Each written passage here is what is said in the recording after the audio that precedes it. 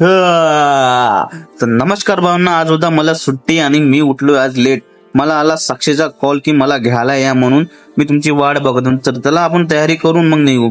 तर तयारी वगैरे झाली, मिशी वगैरे सेट केली आणि दाढी वगैरे खूप वाढली होती, करावं लागेल दाढी, पण जाऊ द्या बघू नंतर आपण. तर त्याला आपण खाली उतरू. आपल्या धन्नोकडे जायचं आहे आपल्याला.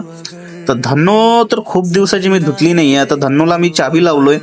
चाबी लावून धन्नो बहुत बेकार दिसतंय, कारण की खूप दिवसाचं धुतलो नाही आणि पावसामुळे गंदगी होत राहते म्हणून काय धुत नाही. तर तशीच चाबी लावून निघाले मी. त्याचा सणाना पिरियड गाडी भागवत गेलो. सणाना पिरियड गाडी भागवत भागवत गेलो. तर भागवता मी पोहोचलोय मोशी झुडिओला. तर बघतोय का इथं आल्यावर तर साक्षी याचीच आहे आणि मला तिनं कॉल केला होता की मी तुमची वाट बघत आहे. तर चला जाऊ द्या, तर आपण तिची वाट बघू. तर 1-2 मिनिटांमध्ये तर ते बाहेर येणारच. तर वाट तोपर्यंत तुम्ही बाकीचा झुडिओ बघून घ्या इथला.